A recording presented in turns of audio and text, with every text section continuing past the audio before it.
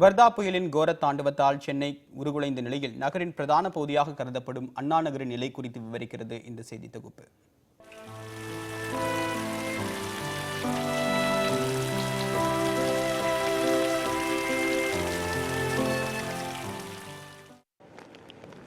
சிங்கார சென்னையை சிதைத்து உருக்குலைத்து விட்டது வர்தா புயல்.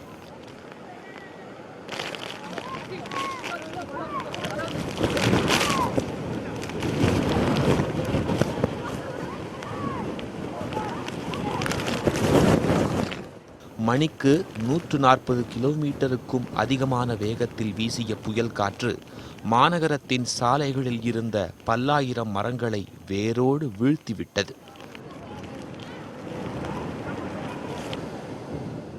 ஆயிரக்கணக்கான மரங்கள் என சொல்லப்பட்டாலும் உண்மையில் வீழ்ந்த மரங்களின் சரியான எண்ணிக்கை அரசு உட்பட யாரிடமும் இல்லை. அனைத்து சாலைகளிலும் வீழ்ந்த மரங்கள், அனைத்து வீதிகளிலும் விரவி கிடக்கும் கிளைகள், எங்கு திரும்பினாலும் முறிந்த மரங்கள். ஒட்டுமொத்த சென்னை நகரமே ஒரு பேர் அழிவிற்கு ஆட்பட்ட காடு போல காட்சியளிக்கிறது. ஒரு வீதிக்குள் செல்வதாக இருந்தால் இருபுறமும் வீழ்ந்து கிடக்கும் மரங்களுக்குள் புகுந்து ஒடிந்து கிடக்கும் மரக்கிளைகளுக்கு இடையில்தான் புகுந்து செல்ல வேண்டும். சென்னை ஒட்டுமொத்தமாக உருமாறிய நிலையில் ஆபத்தில்லாத அற்புதமான பகுதி என்று போற்றப்பட்ட அண்ணா நகரில் நிலையை அறிய முற்பட்டோம்.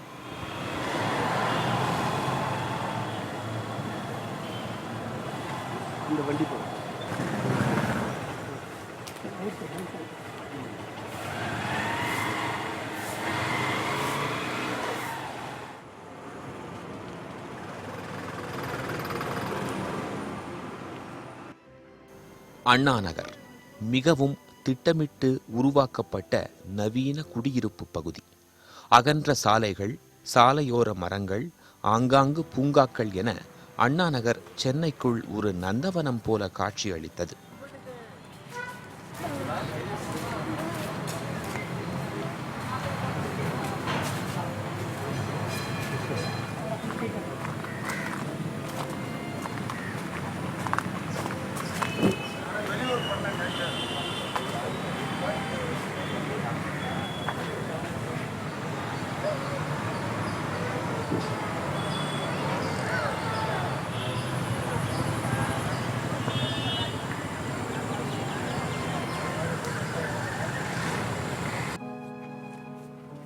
ஆனால் இன்று ஒட்டுமொத்த அண்ணா நகரையும் சின்னாபின்னப்படுத்திவிட்டது வர்தா புயல். பல்வேறு செக்டார்களாக பிரிக்கப்பட்டிருக்கும் அண்ணா நகரின் எந்த தெருவுக்குள் நுழைந்தாலும் மரங்கள் வேரோடு சாய்ந்து கிடக்கின்றன. அண்ணா நகர் என்றாலே நம் நினைவுக்கு வருபவை எங்கும் நிழல் நிறைந்திருக்கும் வீதிகள்தான். அந்த அழகு இப்போது சிதைக்கப்பட்டு விட்டது. சாலையோர சிறு வியாபாரிகளின் பெட்டிக்கடைகள் எல்லாம் ஒன்றுமில்லாமல் போய்விட்டன. தேநீர் கடைகள், அயன் வண்டிகள், பூக்கடைகள் எல்லாம் மரங்களால் மூடப்பட்டு கிடக்கின்றன. அண்ணாநகரின் கட்டுமான தொழிலாளியான சேலத்தைச் சேர்ந்த வள்ளி, வர்தாவின் கொடுங்கரங்கள் சென்னையை தாக்கிய போது அதற்குள் சிக்கி தப்பியவர். இதுக்குள்ள வேற ஒரு கார் நின்னுச்சு. அந்த கார் மேலே விழுந்து கார் கண்ணாடி ஃபுல்லுமே டேமேஜ். நாங்கள் ரோட்டில் இப்படி நடந்து வரும்போது அப்படியே மரம் விழுவுது. உசுரே இல்லை கொஞ்சம் கூட எங்களுக்கெல்லாம். நேற்று அவ்வளோ நடுங்கிட்டு இருந்தோம். நாங்கள் வெளியே வரலையே, காற்று இந்த பக்கம் அடிக்குது இந்த பக்கம் அடிக்குது. நாங்கள் என்ன பண்ண முடியும்? நேற்று அப்படியே நாங்கெல்லாம் இதுவாயிட்டோம். இவரு இந்த பக்கம் வந்தாரு, நேற்று கடைக்கு போயிட்டு இப்படி வந்தாரு, அப்படியே அந்த கிளை உழுவுது. நாங்கெல்லாம் கத்துறோம், லபா லபான்னு கத்துனோன்னே அந்த சைடு போறவரு இந்த சைடு ஓடி வந்துட்டாரு. நல்ல வேலை அவர் மேலே உழுவுல, இல்லைன்னா நேற்று அவர் மேலே உழுந்துருக்கும். இந்த ரூமில் தான் அவங்க இருந்தாங்க.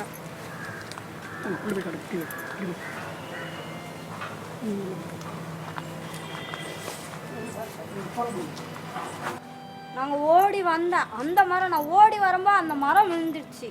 எங்கள் வீட்டுக்காரர் கத்துனோடனே நான் அந்த பக்கம் ஓடிட்டேன். நான் அந்த பக்கம் ஓடினோடனே அந்த மரம் விழுந்துடுச்சு.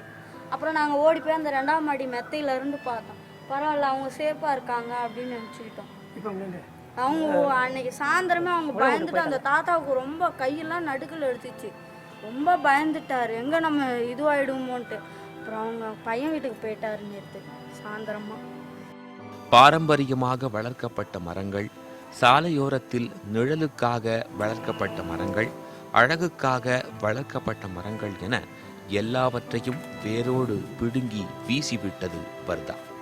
இருப்பினும் வேர்பிடிப்பு மிக குறைவாக இருக்கும் தூங்கு மூஞ்சி மற்றும் குல்மொஹர் மரங்கள்தான் அதிக அளவில் விழுந்து கிடக்கின்றன.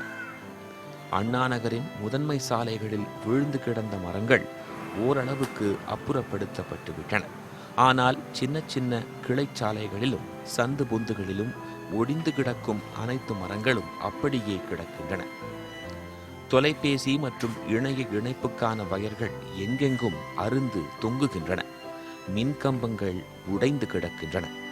வீட்டின் காம்பவுண்ட் சுவரை ஒட்டியிருந்த மரங்கள் அந்த சுவரோடு சேர்த்து பெயர்த்து கொண்டு விழுந்ததால் வீட்டுக்கு வந்த குடிநீர் மற்றும் கழிவுநீர் இணைப்புகளும் உடைந்து கிடக்கின்றன. சென்னை என்பது ஒரு கான்கிரீட் காடு என்று சொல்லப்படுவது உண்டு. ஆனால் இன்று நிஜமாகவே வீழ்ந்த மரங்கள் நிறைந்த காடாக காட்சி தருகிறது சென்னை. ஆனால் இந்த மரங்கள் உயிரற்றவை. அடுத்து வரப்போகும் நாட்களில் சாலைகளில் கிடக்கும் பல்லாயிரம் மரங்களை அப்புறப்படுத்துவது அரசுக்கு பெரும் சவாலாக இருக்கப் போகிறது.